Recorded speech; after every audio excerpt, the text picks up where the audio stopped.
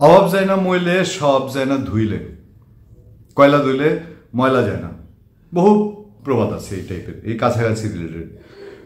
বিশ্ববিখ্যাত মনীষী এবং ধর্মীয় গুরু, ধর্মীয় সাধক জালালউদ্দিন মোহাম্মদ রুমি, ওনার দুইটা লাইন আমার খুব পছন্দের। উনি বলছিলেন, আমি অনেক মানুষ দেখেছি যাদের শরীরে পোশাক নেই, আমি অনেক পোশাক দেখি যেগুলোর ভেতরে মানুষ নেই।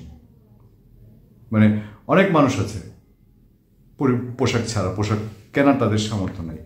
অনেক ঝলমলে পোশাক আছে যেগুলোর ভেতরে যে আবহাওয়া এটা আসলে মানুষ না। আপনারা ওই যে পোশাকের কদর প্রাইমারি স্কুলে পড়েছেন না? অনেকে পড়েছেন, আমরাও পড়েছি। এখন এত সব কথার পেছনে আপনারা একটা ছবি দেখেন তো, এই ছবিটা দেখে আপনাদের কি মনে হয়? ছবিটাতে পুলিশ, র্যাব, আনসারের পোশাক। সোশ্যাল মিডিয়ায় কি কি লেখালেখি হচ্ছে আমি বাদই দিলাম, যে এরা নিন্দুকেরা সবসময় এগুলাই বলবে, খুদ ধরে বেড়াবে, কি নাচতে নারীর চলন বাঁকা, এই টাইপের ঘটনা তো আছেই। যাই করে তাই দোষ, যত দোষ নন্দ ঘোষ, যত দোষ অন্তর্বর্তীকালীন সরকার, এই ধরে নিয়ে আমি বললাম যে এই ছবি নিয়ে মানুষ নানা রকম ট্রল করছে। কেউ কেউ বলে যে ওই যে সরকার যখন এটা ঘোষণা করছে, সরকারের স্বরাষ্ট্র উপদেষ্টা তিনি যখন বলছেন যে পুলিশের পোশাক পরিবর্তন হবে, 18টা বিভিন্ন রকম ড্রেস পরে পুলিশের মডেল দাঁড় করানো হয়েছে, সেখান থেকে মোটামুটি একটা আলোচনা হয়েছে, মোটামুটি সিদ্ধান্ত আইন শৃঙ্খলা সংক্রান্ত বৈঠকে যে পুলিশের পোশাক চেঞ্জ, পুলিশ, র্যাব এবং আনসারের পোশাক চেঞ্জ হচ্ছে এবং এটা মন্ত্রিসভা বৈঠকে অনুমোদন হবে, মানে চূড়ান্ত হওয়ার পথে। তো সেখানে স্বরাষ্ট্র উপদেষ্টা লেফটেন্যান্ট জেনারেল অবসরপ্রাপ্ত জাহাঙ্গীর আলম চৌধুরী তিনি এটাও জানিয়েছেন যে পুলিশের পোশাকের রংটা হবে লোহার রঙের। তো এই যে ছবি যেটা আপনাদেরকে দেখাচ্ছিলাম, এখানে মানুষজন বলছেন পুলিশেরটা লোহার রঙের, র্যাব কি তাহলে পুলিশের পোশাকের কাছাকাছি একটা পোশাক পেতে যাচ্ছে? আর আনসারেরটা কি হলো তাইলে? আর ওই যে বাড়ির যে সিকিউরিটি থাকে এখন প্রাইভেট কোম্পানি কোথায় যেন মানুষ একটা মানে একটু মনে করছেন যে পোশাকটা কি একটু স্ট্যান্ডার্ডের হয়ে গেল কিনা। আচ্ছা, বাংলাদেশে পোশাকের পরিবর্তন করা হয়েছে, এর আগে অনেকবার করেছে। আওয়ামী লীগ আসলে বিএনপিটা করে, বিএনপি আসলে আওয়ামী লীগের করে। মনে আছে বিএনপি এসে বলছিল যে পুলিশের পোশাকে কোথায় নৌকা বসানো হয়েছে, এবার তাও বাতিল করে কত কত টাকা খরচ। আওয়ামী লীগ এসেও করেছে। র্যাবেরটা হাত দেয়, তবে র্যাবের ওই কালো পোশাকের ভেতরে সফেদ মানুষ কত ছিল জানেন? বরঞ্চ কালো পোশাকের ভেতরে একবার আওয়ামী লীগ র্যাব ঢুকেছে, একবার বিএনপি র্যাব ঢুকেছে। একটা যেটা আমাদের মনের মধ্যে কিলবিল করছিল, আমরা একটু বলি, সেটা বলে দিয়েছেন এই সরকারের সাথে মোটামুটি একটু যারা সমমনা বলতে পারেন বা মনে করেন যে তাদের আন্দোলনের সূত্র ধরে। সার্জিস আলম, যিনি বৈষম্য বিরোধী ছাত্র আন্দোলন হয়ে নেতা 5 আগস্ট পরবর্তী সময়ে, এবং খুবই লাউড স্পিকার, কথা বলছেন রাজনীতি বিভিন্ন বিষয় নিয়ে, এবং দেশের যত রকম বিষয় টিষয় আছে সবগুলো নিয়ে তিনি চিন্তিত, সামনে নির্বাচনও করতে পারেন সেরকম ইঙ্গিত দিয়েছেন। তো সার্জিস আলম বলছেন যে যদি স্বভাব চরিত্র খাইসলত না বদলায় তাহলে পোশাক বদলায় লাভ কি? কথাটা আমাদের মনের মধ্যে একটু আনচান করছিল।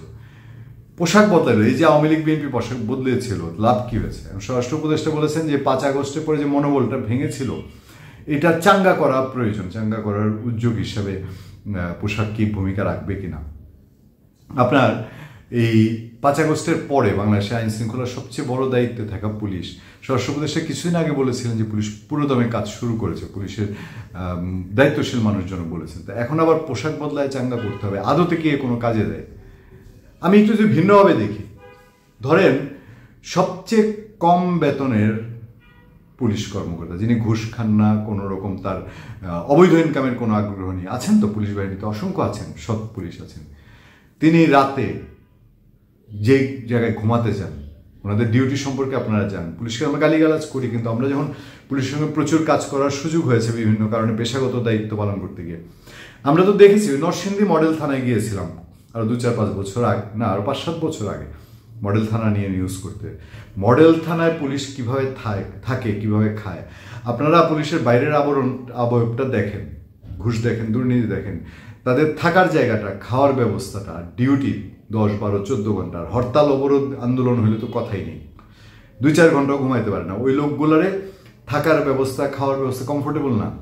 একটা পুলিশ তার নিজের বাড়িতে, সবচেয়ে কম বেতনের পুলিশটা নিজের বাড়িতে যে বিছানায় গিয়ে ঘুমায়, মা বাবা আত্মীয় স্বজনের সান্নিধ্য বাদ দিল, তার যে পরিবেশটা, ছোট্ট খাট আর যাই হোক, থানায় কি সে মাসের পর মাস যে থাকে ওখানে পায়, ছুটিতে তাদের কি পরিমাণ ভোগান্তি হয়, বড় কর্তার মন জয় করতে না পারলে ঠিকঠাক মতো ছুটিও হয় না। আমি এখনও স্টিল নাও বাংলাদেশে এমন পুলিশ জানি যার বাড়ি মানিকগঞ্জ, পোস্টিং হচ্ছে সেই খাগড়াছড়ি বান্দরবনে। এই ভদ্রলোক যদি 5 দিনের ছুটি পায় লাভটা কি? তার তো প্রায় 2-3 দিনই যায় যার পথের মধ্যে, কোনো একটা কাজ থাকলে আরও 1-2 দিন পরিবারের সঙ্গে সময় দিবে কোথায়? এখন এই মানুষগুলোর এই ফ্যাসিলিটি দিয়ে চাঙ্গা করবেন, তাদেরকে ওই দুশ্চিন্তা থেকে দূর করবেন যে 5 আগস্টের পরে কখন কে কোন থানায় যাবে তার টেনশনে তাই তো অস্থির সবসময়, যে আমারে কখন কই পাঠায় দেয়। কথায় কথায় এই আগের সরকার পুলিশ বাহিনীকে দলীয়করণ করেছে, তো এখনের সরকার নিয়ে কেউ কি প্রশ্ন তুলে না? দেখে না মানুষ? মানুষ চোখ কান এখনো আছে, মানুষ চুপচাপ থাকলেও চোখ কান তো আছে। এই জিনিসগুলোর বদলে কোটি কোটি টাকা খরচ করে পোশাক বদলায় দিলাম। ওই যে সাজিদ আলম বললেন, ওইসব বদলানোর উদ্যোগ কি কি আছে বলেন? আমি তো এর আগেও বিভিন্ন সময় আপনাদেরকে উদাহরণ দিয়েছিলাম। আমেরিকাতেও পুলিশের নৈতিক এবং মনোবল বাড়ানোর জন্য ওখানে মেডিটেশনের ব্যবস্থা করা হয়, পারলে ধর্মীয় শিক্ষার ব্যবস্থা করা প্রয়োজন হতে পারে। সেই দিকগুলোর কোনো কোর্স কারিকুলাম প্রশিক্ষণে কতটুকু এগিয়েছে আমরা সেগুলো কিন্তু জানছি না। পোশাক পরিবর্তন একটা নাটকীয় চেঞ্জ দরকার ছিল মনে হয়। যাই হোক, আমরা অপেক্ষায় থাকবো। আমরা চাই বাংলাদেশে একটি পুলিশ থাকুক, সরকার যেই থাকুক, অন্তর্বর্তী, আওয়ামী লীগ, বিএনপি, জাতীয় পার্টি, জামাতে ইসলামী থাকুক, আমাদের পুলিশ পুলিশেই থাকুক। ধন্যবাদ সবাইকে, ভালো থাকবেন, সুস্থ থাকবেন। আবার দেখা হবে, আবার কথা হবে আপনাদের সাথে। আমি আতিক রহমান পূর্ণিয়া।